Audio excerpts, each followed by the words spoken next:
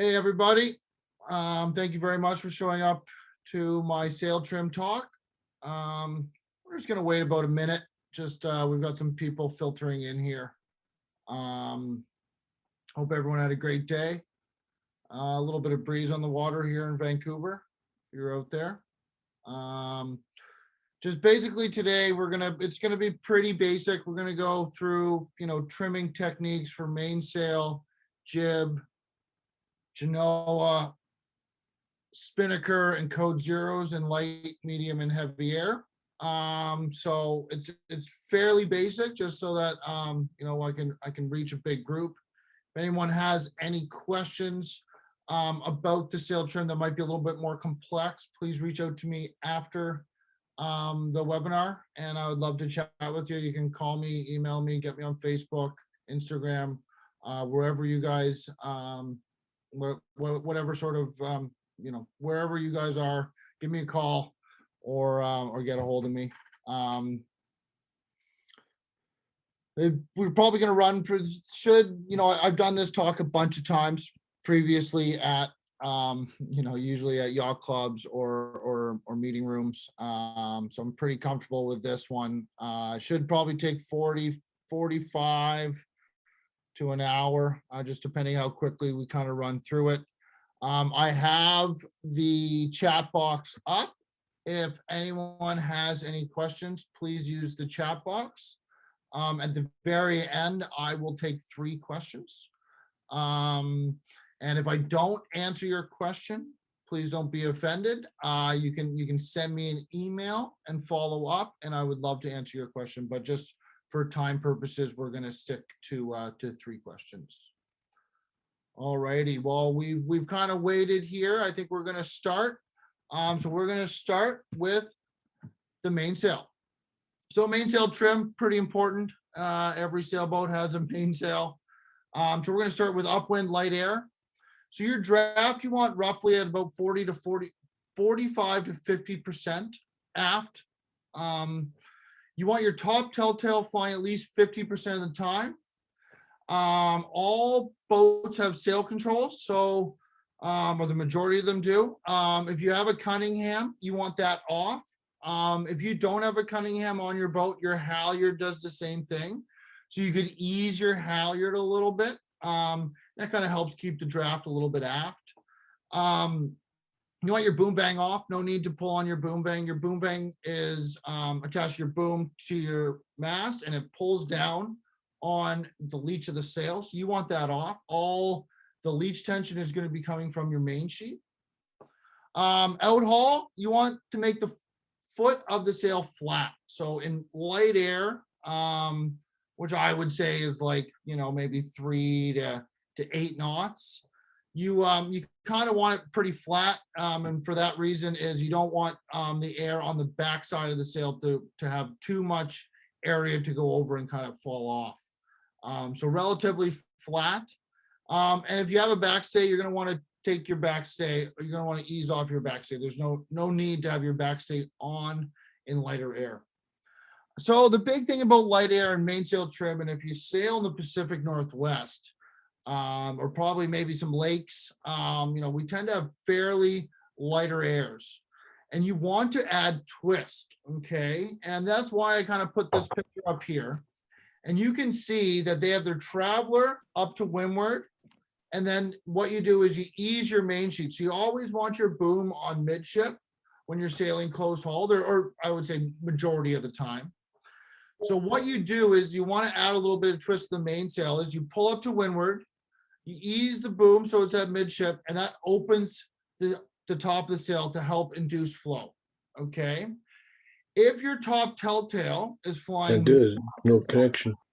That's okay. 50% of the time,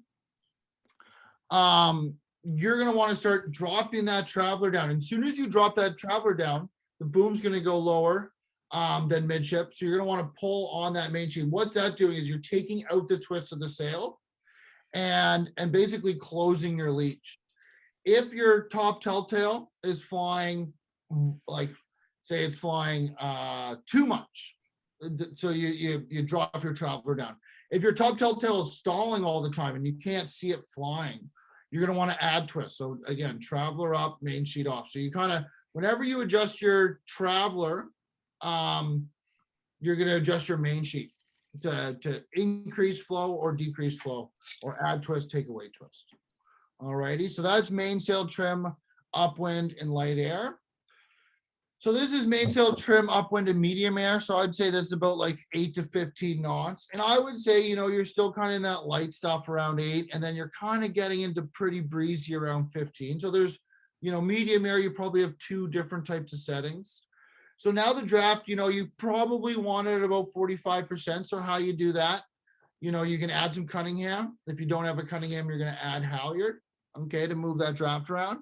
Sail controls, Cunningham, I would say at 8 knots, you're probably going to want to show a little bit of wrinkles. So you can see here on these J70s, you can kind of see those horizontal wrinkles up near the luff. You're probably going to want to see a hint of those. At 15 knots, you're probably going to want to start getting rid of those. Boom bang, you can start snugging up that boom bang in the medium air. You know, probably in the 8 knots, you probably don't need to use the bang, but around 10 to 12, you're probably going to want to start snugging in that bang. Outhaul, this is where you're going to ease your outhaul a little bit, especially if you're in any sort of sea state, and you're going to ease it out so you have a nice round shape in the foot.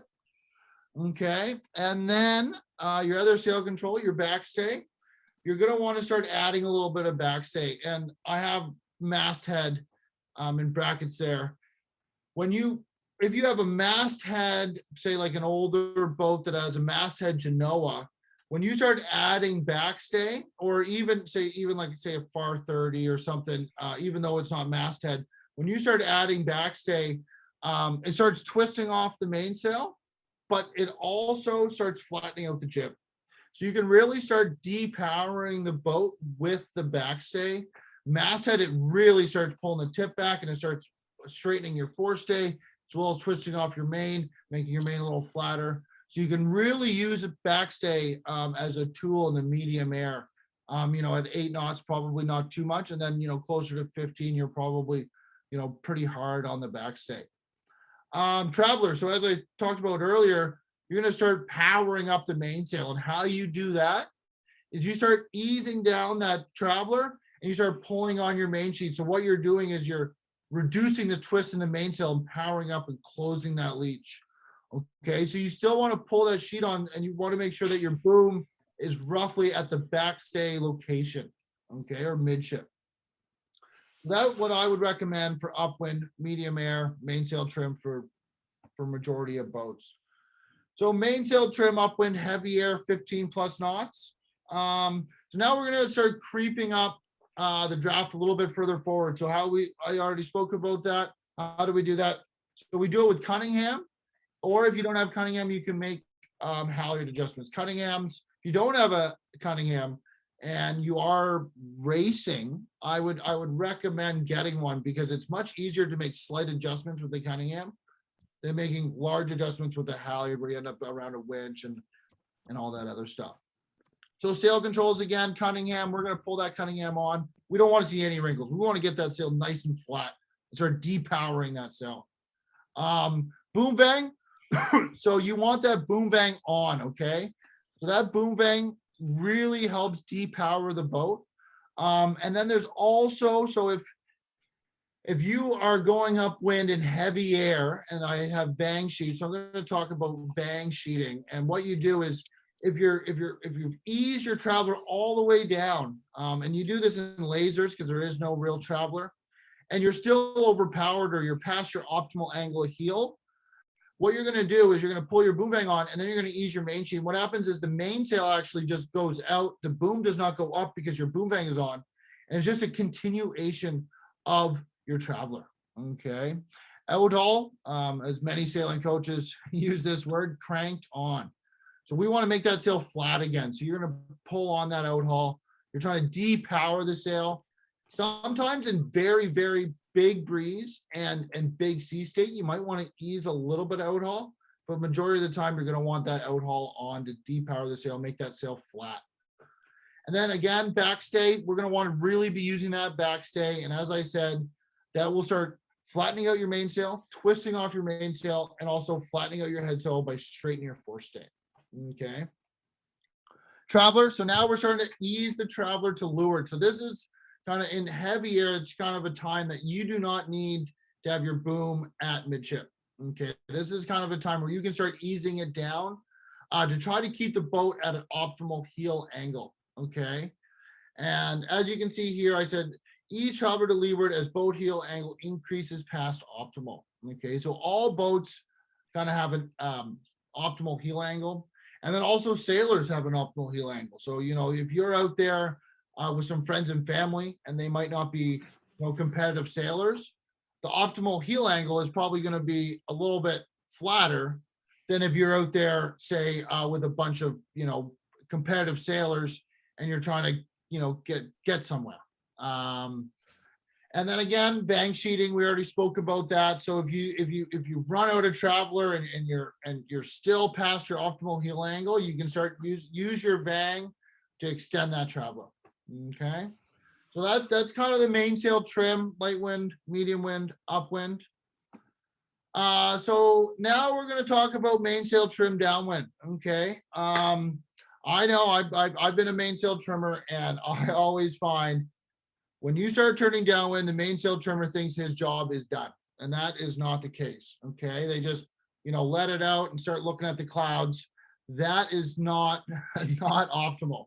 So you really want to stay in tune as a mainsail trimmer, especially downwind. It's not just let it out and let the watch the guy trim the kite. Nice, beautiful blue kite. You really want to focus on letting the sail out to the proper angle of apparent wind.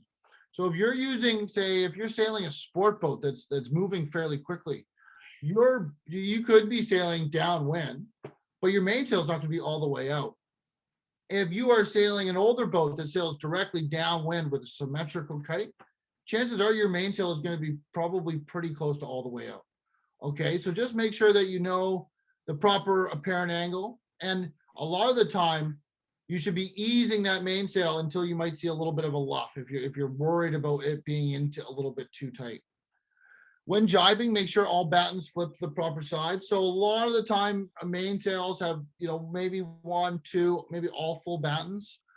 The amount of times I've seen mainsail trimmers like picking their nose, going downwind, and they haven't flipped over all the battens, and the whole mainsail's inside out because the battens haven't popped or switch to the new tack.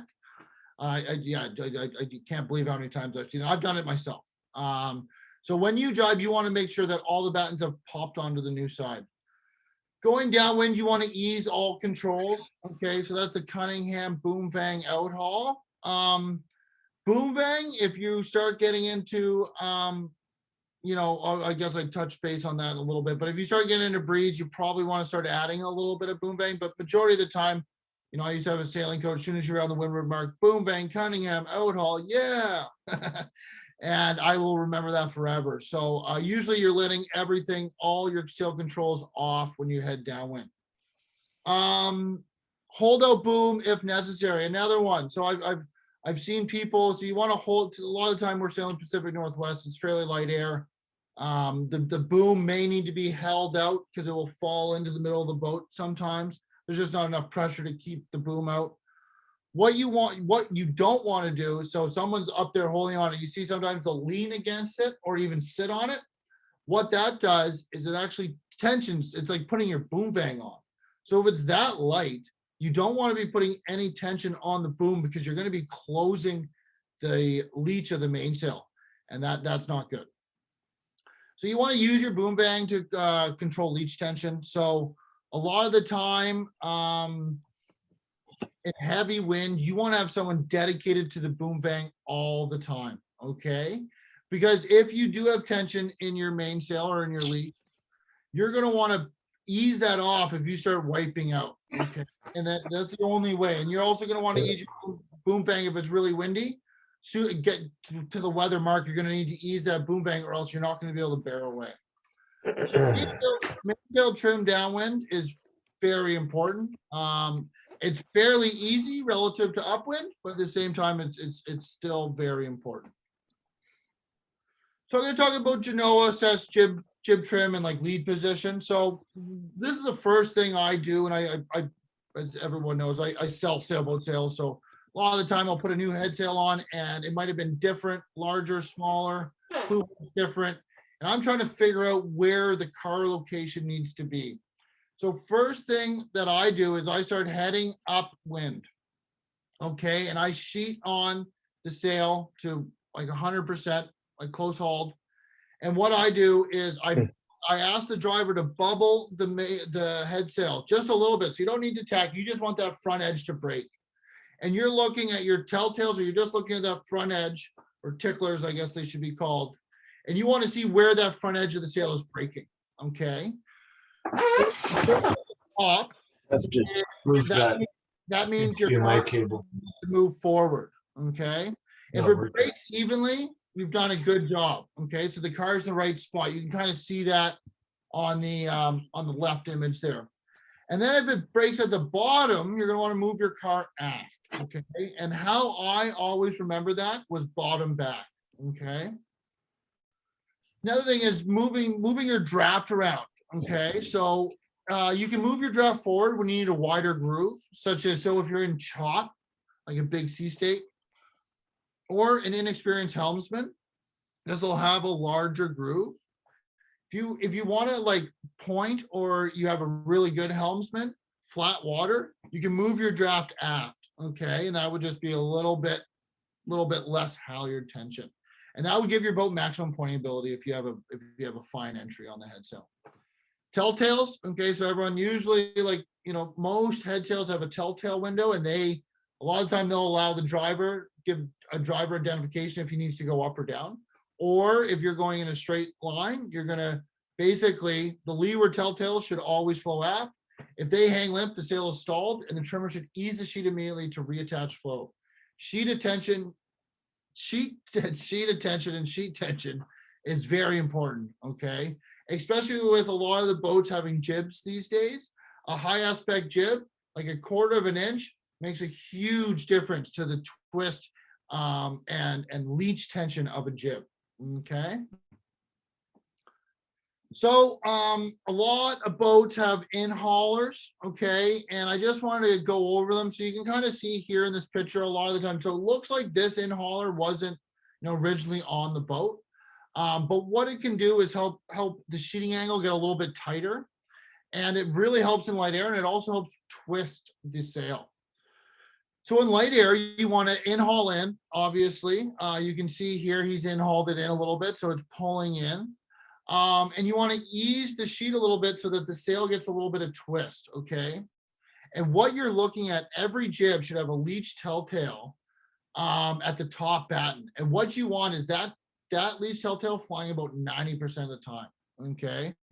So you basically pull your in-haul in, sheet on until you see that telltale kind of hide behind the back of the sail, and then maybe ease like 1/4 of an inch. Okay. Medium air, you're going to start easing that in-hauler out. Okay. And when you ease that in-hauler out, you're going to need to increase sheet tension to make sure that top telltale is flying 90% of the time. As soon as you start easing that in-hauler, the sail will have a little bit more leech tension, but you're going to need to adjust the sheet tension according to what that leech telltale is telling you. Heavy air, you're probably going to ease that in-hauler all the way off. Okay, so it's out to the Genoa or jib car. A lot of the times you don't use in-haulers on Genoa, in a rare occasion you do. But you want to ease that in-hauler off, and that just kind of helps the sail get a little bit flatter. You don't need as tight of a sheeting angle, and you don't need much twist. Do not forget about the lead. So you're adjusting this in-hauler, but the lead is also important, okay? So every adjustment you make with an in-hauler, you may need to be making adjustments with your lead as well, okay? So don't forget about the lead. So Genoa jib trim when tacking.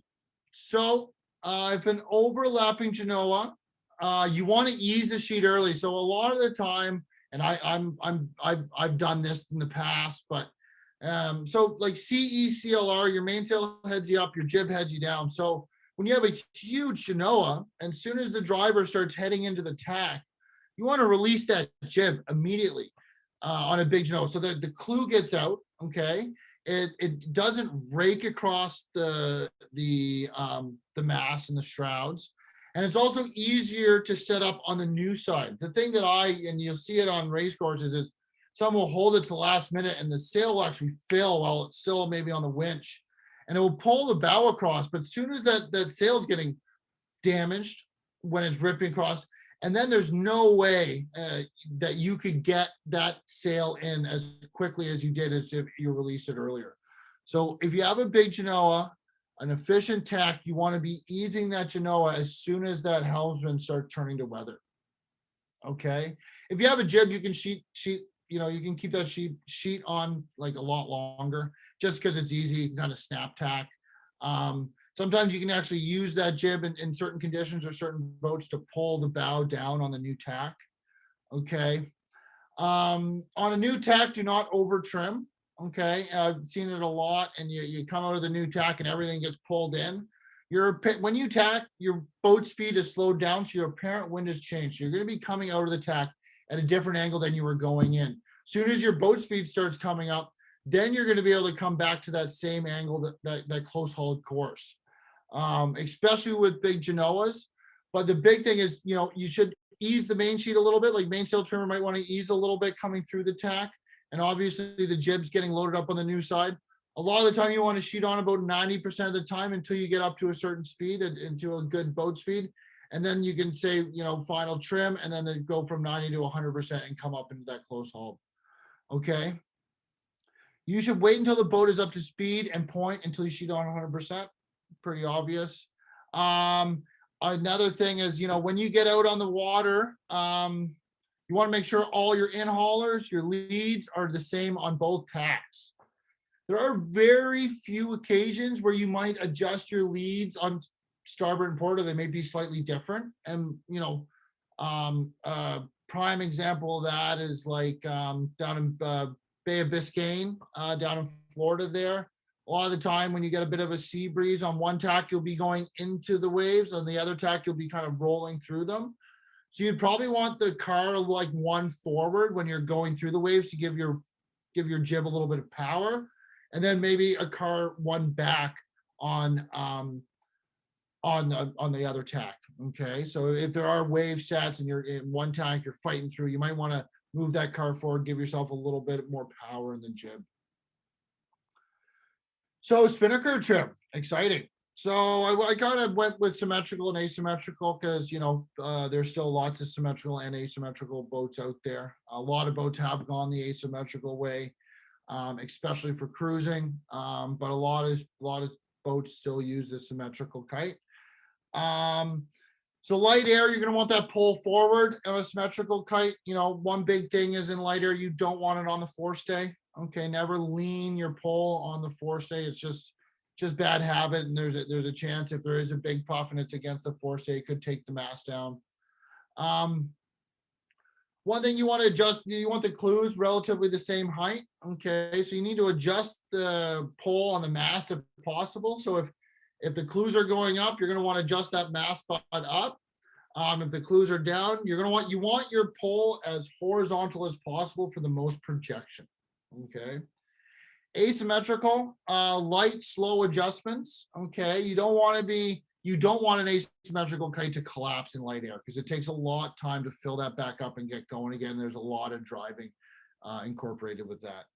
Tack line, you want the tack line all the way in. Okay. Most of the time you want the tack line all the way in on asymmetricals, but there are a couple of occasions, and we'll speak about it later, where you might want to ease it up.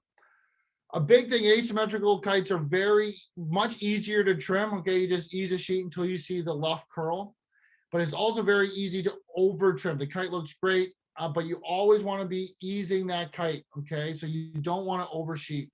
And as I spoke about earlier, an asymmetrical kite is much more difficult to get going in light air, so make sure you don't let it collapse. Okay. Spinnaker trim in medium air, symmetrical. Start bringing that pole back.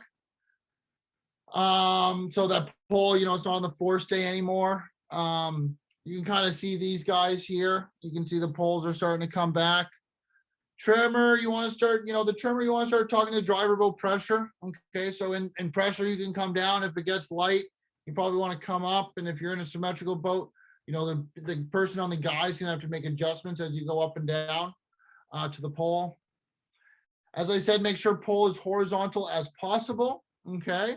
So you can see here the kite with the boat with the blue kite. You can see that pole's pretty horizontal, but the clue heights aren't the same. So he's probably going to want to drop that pole a little bit. And if he has a ability like a mast track, he's going to want to drop it down the pole so it's vertical as well.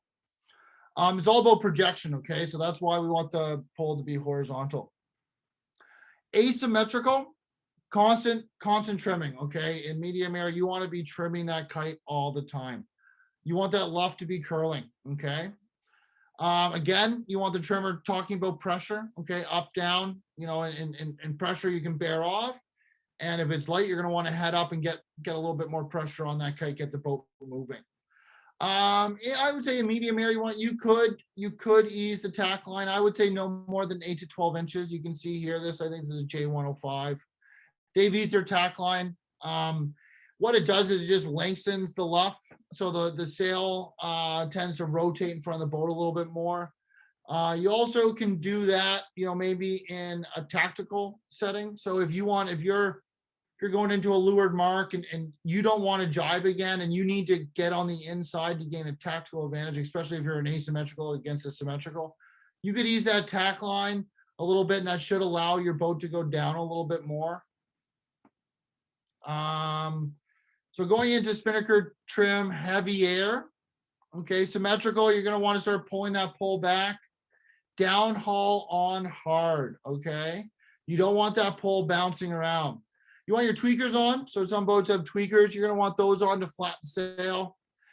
And then a lot of the time, say a symmetrical boat like, let's say a 242 or a Farr 30, you can kind of trim those boats in light air by yourself with the guy and the sheet. But when you get into big air, I highly recommend that you have one crew for the sheet and one crew for the guy.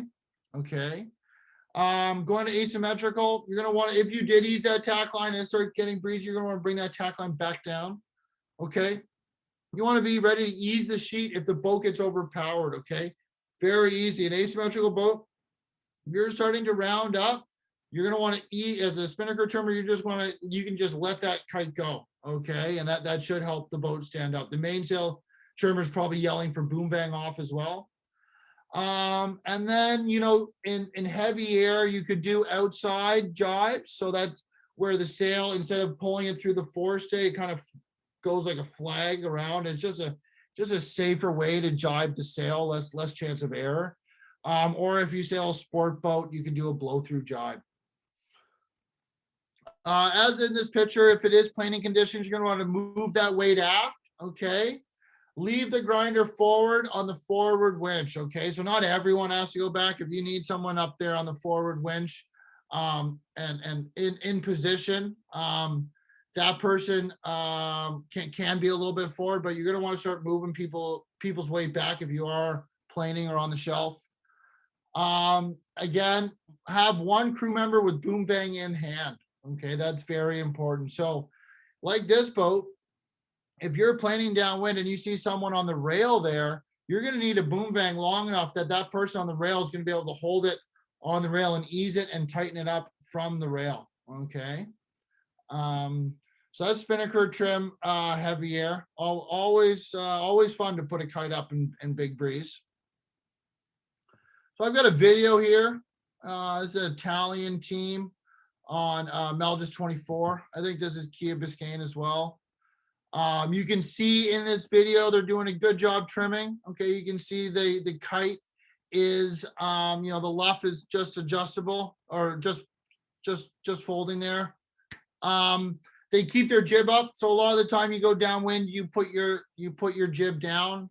In planing conditions, you're going to want to start to, you're going to want to keep that jib up. It just kind of helps, keeps the boat a little more stable. And a lot of the time you're just using that lower part. A lot of the time, the whole top of the sails, you can see there, it's fluttering.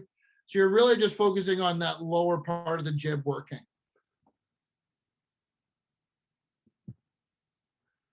So this is another downwind video. This is kind of from the area.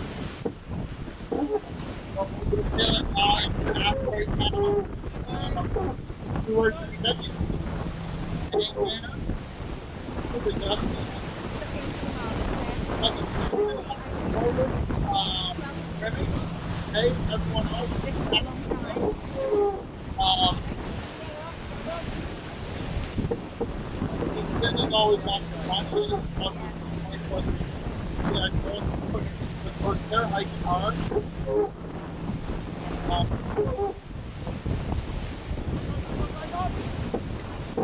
After the boat goes, the mainsail comes in. Angle. Okay. So you guys both being pretty safe. Got life jackets on. That's all it's about.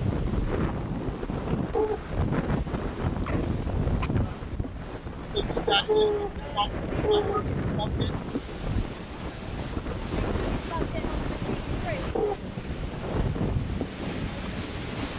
30 more breeze in 5, 2, 1, go!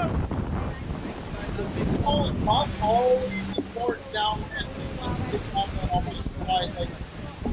If everyone is focusing on the sails, driving, hiking, if you have one person that you can follow, you can help them keep the trimmers ready for the wind driver. More coming in about 10. 5, 3, 2, 1, down. breeze on now!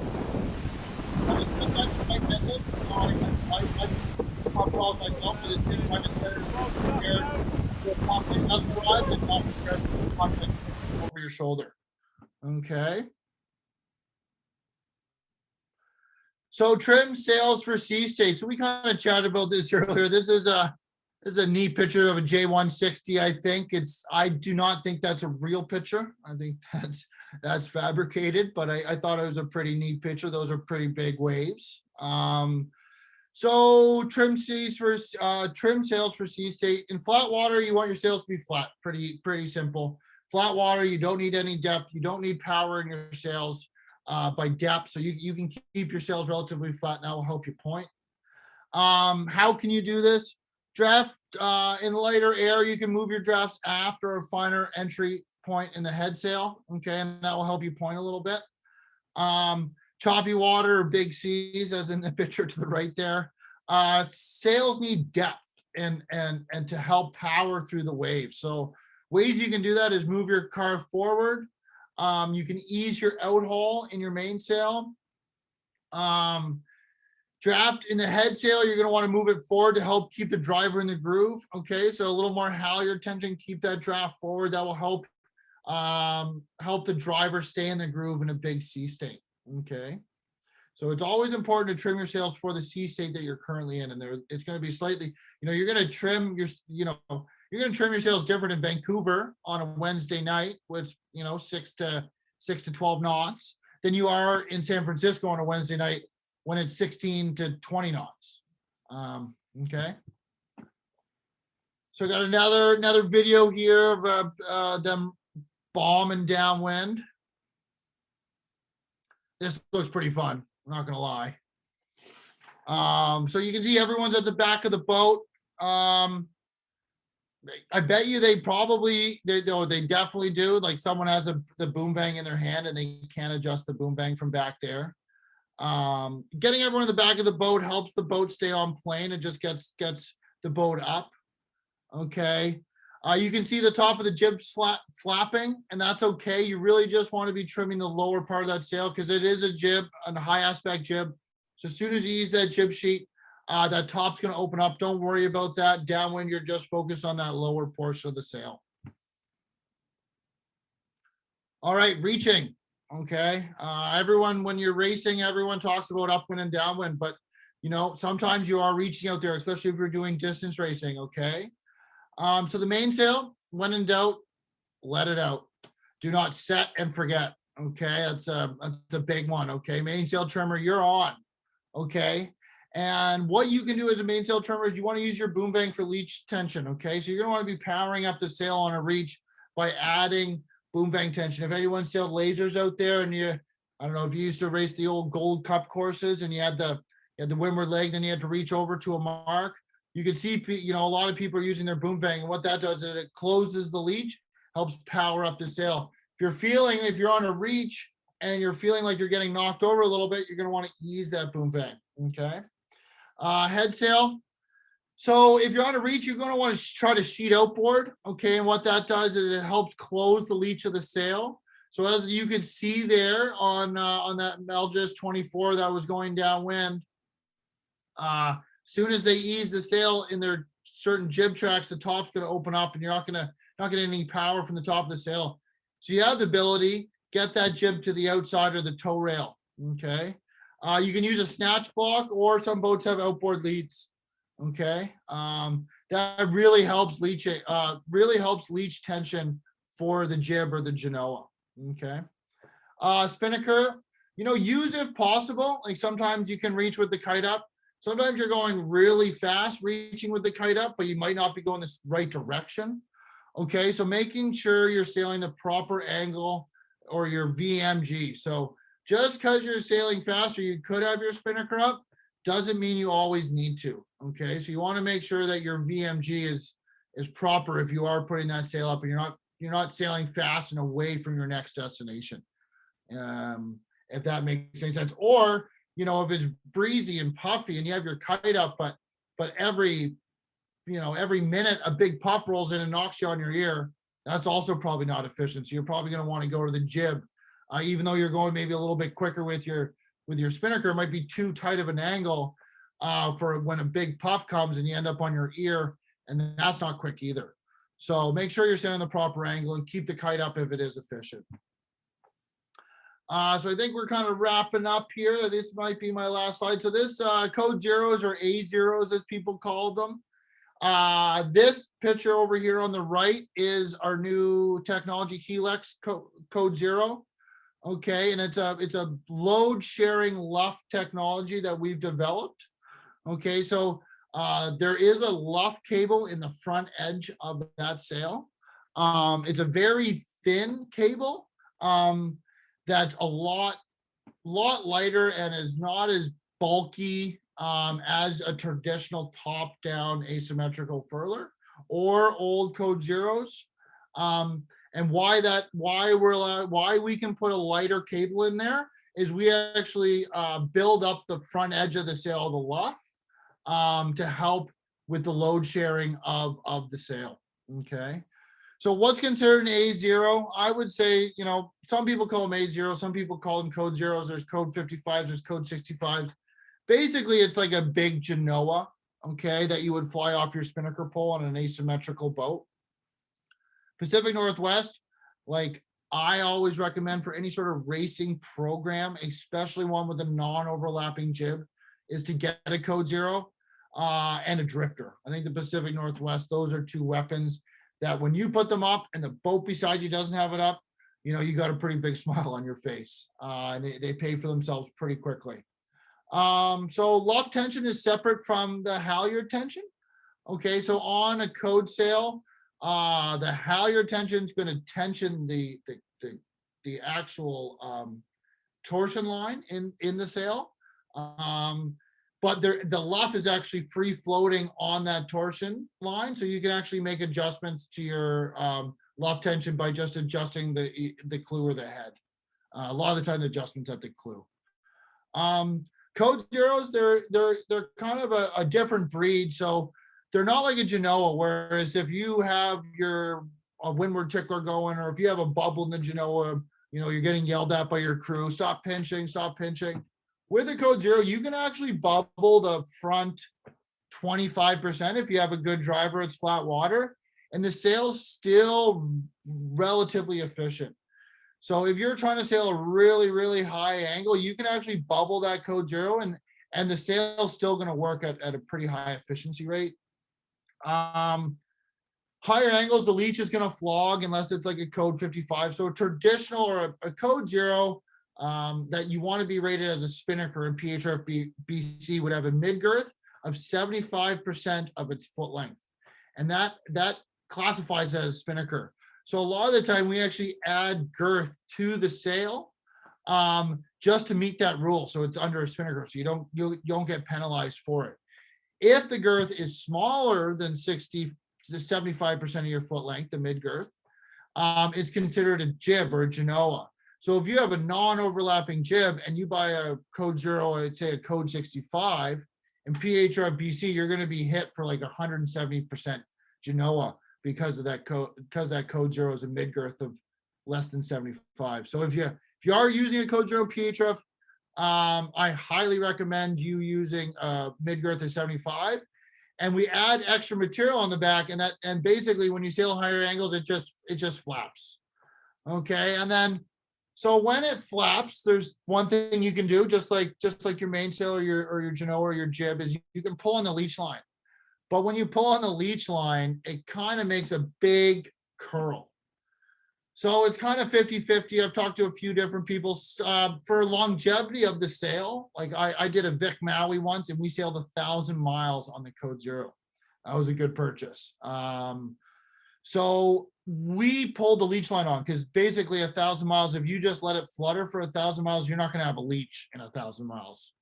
But if you're just doing a day race and you don't want a big leech curl on the leech, you could just let it flap. So it's, if you're going long distances, I'd probably pull that leech on. But if you're not, a big hook in the leech probably isn't too fast. So it just depends on what you're doing with your Code Zero. If it's brand new, chances are you probably don't want that leech flogging either.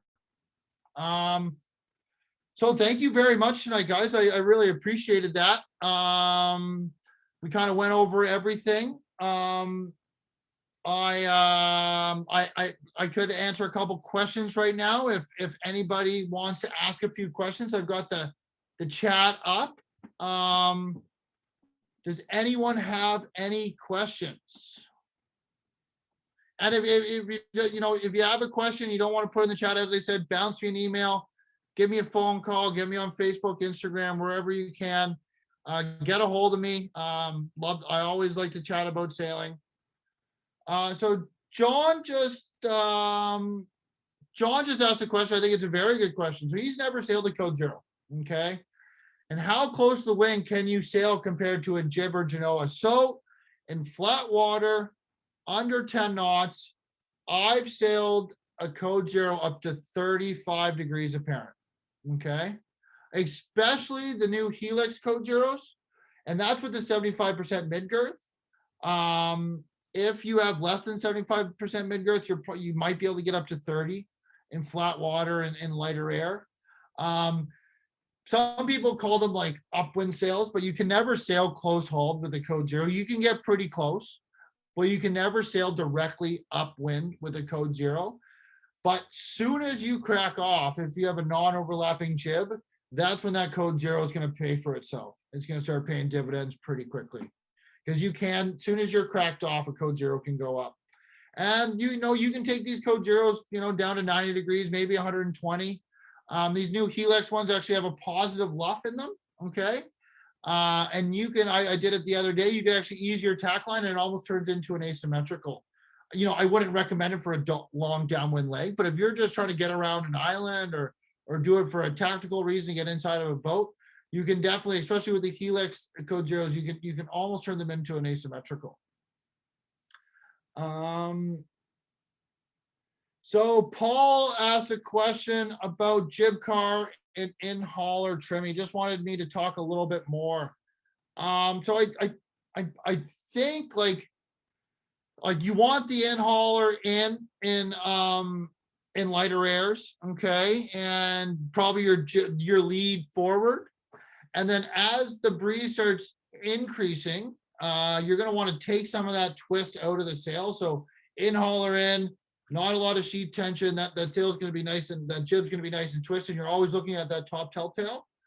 Okay, and then as the wind starts building, you're going to want to start easing that Genoa, easing that in-hauler, and moving that lead aft. Okay, and what that's doing is it's going to be flattening your foot out, but as you move your lead aft, it's also going to be twisting off and spilling a little bit of air. Okay, so so Steve asked a question. Steve asked if there'd be a copy. So the presentation is going to be it's been recorded.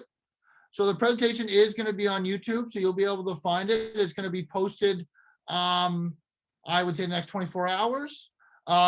Send me an email if you would like a copy of the link. Okay, my email, as you guys can see here, is just drew.mitchell northsails.com.